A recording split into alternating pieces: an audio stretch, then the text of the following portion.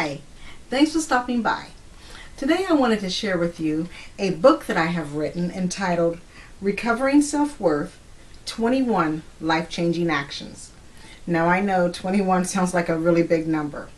And in a sense it is. But I have broken this book down into bite-sized pieces so the actions are very doable. And reading them only requires about 5 minutes.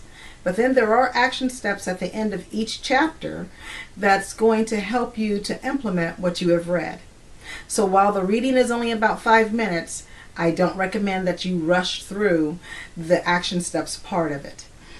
So what motivated me to write this book was that I have struggled with self-worth most of my life, either by the way people treated me or the things that they said to me. I took it on as truth to be who I was. I began to discover that that was a false assumption.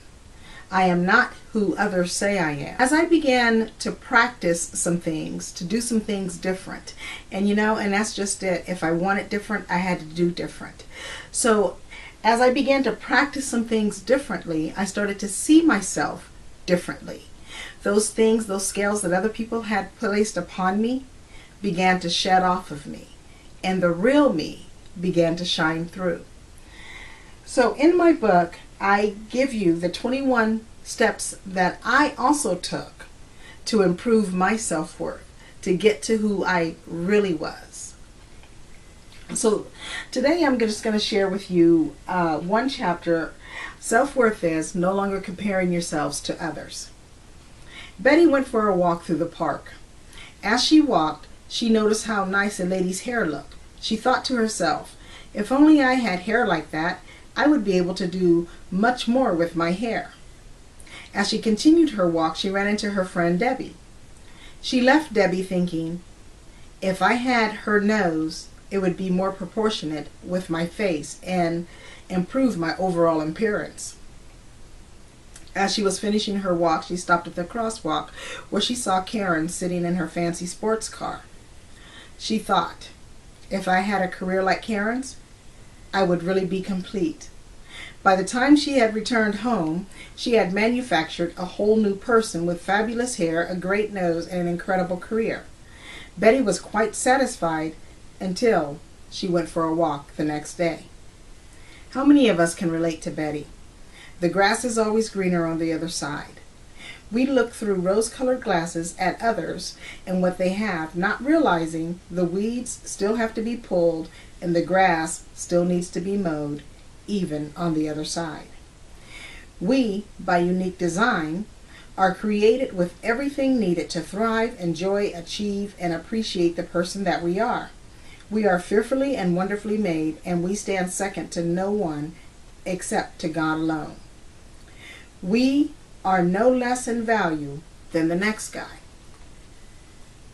Coco Chanel, a famous designer, is the sole creator of the DKNY label Donna Karan in New York.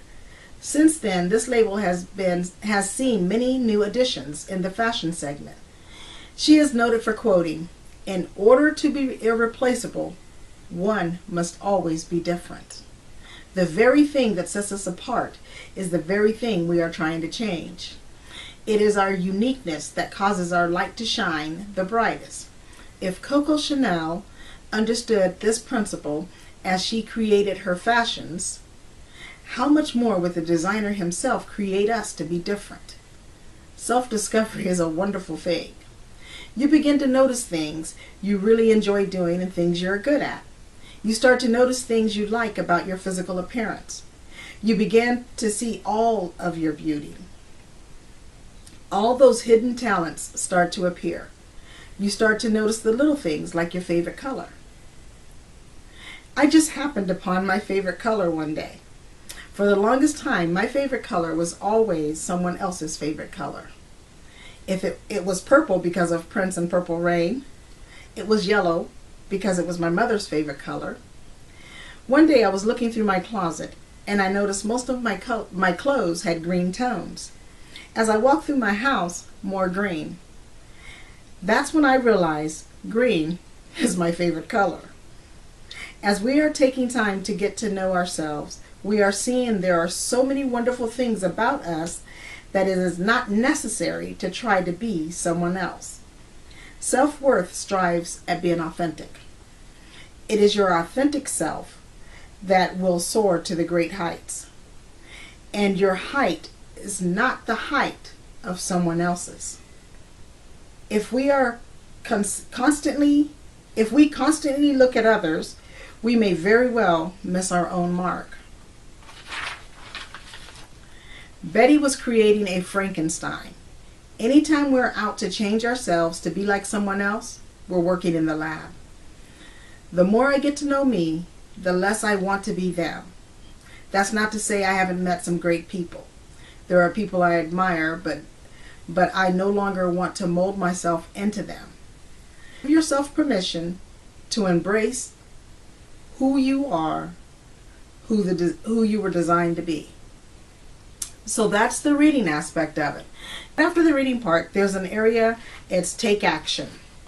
So in this take action part, it has just a few questions just so that you can kind of start to get to know some things about yourself. So questions. What is your favorite color? What is your favorite food? Where do you like to go? What are you good at? What 10 great qualities do you like about you? Be honest, you got them. So while you're doing this, you're not thinking about, well, I like the beach because so-and-so said they like the beach, and so now I like the beach and I went to the beach. So we're not doing that. What we're doing is we're really just going to try to quiet ourselves and think, what do I like to do? What color really is my favorite color? So here's the book, and it can be purchased here on my website, Recovering Self-Worth, 21 Life-Changing Actions.